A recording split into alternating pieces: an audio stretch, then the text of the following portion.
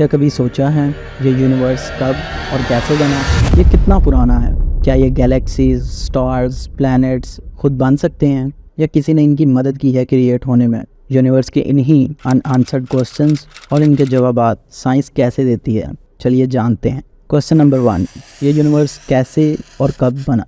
Suppose करें आपके पास एक बलून है जिसमें एयर फिल हो रही है और वो बिगर एंड बिगर होता जा रहा है। एक टाइम ऐसा आएगा जब उसने फट जाना है। यूनिवर्स का स्टार्ट भी कुछ इसी तरह से हुआ था। साल 1920s में जॉर्ज लेमाइटर ने अपनी थ्योरी को पेश किया जिसका नाम था the big bang theory. George Lemaitre, जिसे फादर ऑफ बिग बैंग भी कहा जाता है, उसकी थ्योरी के अकॉर्डिंग यूनिवर्स एक छोटे से डेंस एंड हॉट पार्टिकल से क्रिएट हुआ और फिर अचानक से ये पार्टिकल एक्सप्लोड हुआ जिसकी वजह से स्पेस, टाइम, एनर्जी और मैटर क्रिएट हो गए। तब से लेकर अभी तक ये यूनिवर्स एक्सपेंड हो रहा है। आई नो कि ये बात बहुत कॉम्प्लिकेटेड हो सकती है कि ये यूनिवर्स कैसे एक्सपेंड हो रहा है। आप इसे इस तरह समझ सकते हैं जैसे आप एक केक को जब ओवन में रखते हैं तो वो बहुत स्मॉल होता है, लेकिन टाइम के साथ साथ वो बिगर एंड बिगर होता रहता है। Same in case of universe भी टाइम के साथ साथ बिगर होता जा रहा है और कोई नहीं जानता कि ये कब रुकेगा। अगर आप लोगों का पहले सवाल का कॉन्सेप्ट क्लियर हो गया हो तो चलिए चलते हैं अपने दूसरे सवाल की तरफ। ये यूनिवर्स कितना पुराना है और साइंटिस्ट को कैसे पता चला? आपको ये बात सुनकर हैरानी हो सकती है कि यूनिवर्स की उम्र अप्रोक्सीमेटली 13.8 बिलियन ईयर है और हमारा यूनिवर्स पिछले 13.8 बिलियन ईयर से एक्सपेंड होता जा रहा है। अब आप में से कुछ लोग सोचेंगे कि साइंटिस्ट को यूनिवर्स की एज का पता कैसे चला। साइंटिस्ट ने यूनिवर्स की एज का पता दो चीज़ों से लगाया, CMBR और हब्बल कांस्टेंट। चलें इसको आसान लफ्ज़ों में समझते हैं। जैसे आप अगर एक चाय का कप खरीदते हैं तो वो हर टाइम गर्म तो नहीं रह सकता, उसका अपने स्लोली ठंडा होता रहना है। सेम इसी तरह यूनिवर्स भी जब क्रिएट हुआ था तो वो बहुत ज़्यादा गर्म था, लेकिन वक्त के साथ साथ उसका टेम्परेचर भी कम होता गया। इसी टेम्परेचर का असर आज भी हमारे आसपास CMBR की फॉर्म में मौजूद है। CMBR बेसिकली शुआएं यानी रेडिएशंस होती हैं और इन रेडिएशंस को पहली बार 1965 में आर्नो पेंजियस और रॉबर्ट विल्सन ने ऑब्जर्व किया था, जिससे हम कुछ अंदाज़ा लगा सकते हैं यूनिवर्स की एज का। तो चलिए चलते हैं अपने पॉइंट नंबर 2 की तरफ, जिसका नाम है हबल कांस्टेंट। इसे हम एक एग्जांपल के साथ समझते हैं। सपोज करो कि आप एक हाईवे पर जा रहे हो, तुम्हारे आगे पीछे कार्स हैं, सब अलग अलग स्पीड से चल रही हैं।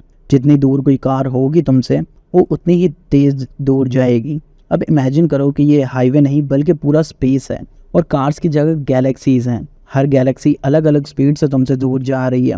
जैसे जैसे गैलेक्सी तुमसे दूर जाती रहेगी वैसे वैसे उसकी स्पीड ज़्यादा होती रहेगी। इसी तरह जब हम दूर गैलेक्सीज़ को देखते हैं उनकी लाइट का रंग बदल गया होता है, जिसे हम रेड शिफ्ट कहते हैं।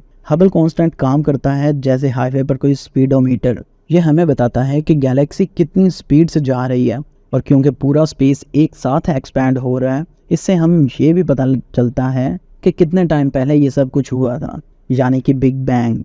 अगर आप लोगों का दूसरे क्वेश्चन का कॉन्सेप्ट क्लियर हो गया है तो चलिए चलते हैं अपने तीसरे क्वेश्चन की तरफ। क्या ये गैलेक्सीज, स्टार्स, प्लैनेट्स खुद बने हैं या किसी ने बनाया है? साइंटिस्ट इस बात को दो तरीकों से प्रूव करते हैं कि ये गैलेक्सीज, स्टार्स, प्लैनेट्स खुद क्रिएट हुए हैं। आइए अब एक एक करके इन प्रूफ्स को जानते हैं। Stellar nursery observation. ये थ्योरी कहती है कि जब लार्ज क्लाउड ऑफ गैस और डस्ट को ऑब्जर्व करते हैं तो हमें नेबुला नज़र आता है। साइंटिस्ट कहते हैं कि नेबुला ऐसा एरिया है जहां स्टार्स और प्लैनेट्स बनते हैं। अब इस बात को हम एक एग्जाम्पल के ज़रिए समझने की कोशिश करते हैं।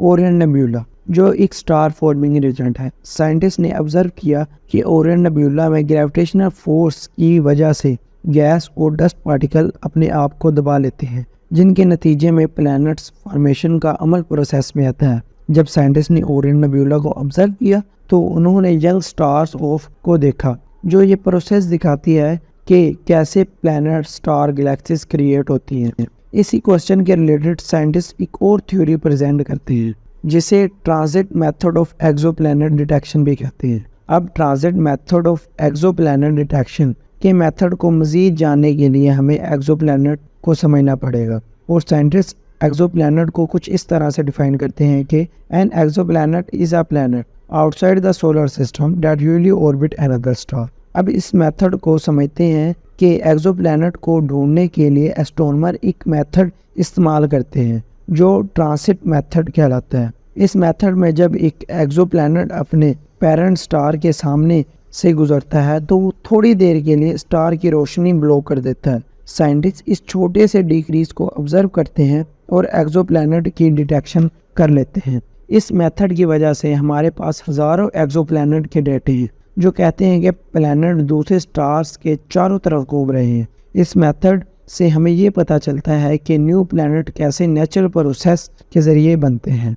इन दोनों मेथड्स यानी स्टेलर नेट्स में ऑब्जर्वेशन एंड ट्रांजिट मेथड और एक्सोप्लैनेट डिटेक्शन से हमें ये पता लगता है कि कैसे गैलेक्सीज, प्लैनेट्स और स्टार्स वजूद में आए। जैसे हम अपनी रियल लाइफ में एग्जांपल्स देखते हैं, किसी पौधे का उगना, किसी दरख्त पे फल का लगना, ये दोनों ही नेचुरल प्रोसेस हैं। इनको अमल में आने के लिए किसी खास चीज़ की ज़रूरत नहीं होती। ऐसे ही साइंटिस्ट के मुताबिक प्लैनेट्स, गैलेक्सीज और स्टार्स भी खुद ही बने, इन्हें किसी ने नहीं बनाया। अगर तीसरे सवाल का भी कॉन्सेप्ट क्लियर हो चुका है तो चलिए चलते हैं क्वेश्चन नंबर 4 की तरफ। क्या गैलेक्सीज, स्टार्स और प्लैनेट्स को किसी क्रिएटर ने क्रिएट किया? अगर इसे साइंटिफिक पहलू से देखा जाए तो साइंटिस्ट के लिहाज से ये गैलेक्सीज, स्टार्स और प्लैनेट्स खुद ही क्रिएट हुए हैं, इसके पीछे किसी क्रिएटर का हाथ नहीं। लेकिन अगर इसी तस्वीर के दूसरे पहलू की तरफ देखें तो मजहबी लिहाज से दुनिया में कोई भी ऐसी चीज़ नहीं जो किसी क्रिएटर के बगैर क्रिएट हुई हो। इस बात को हमने अपनी इस वीडियो में अप्रोच किया है, तो आप जाके इस वीडियो को भी देख सकते हैं। तो मिलते हैं आपसे नेक्स्ट वीडियो में, तब तक अपना ख्याल रखें।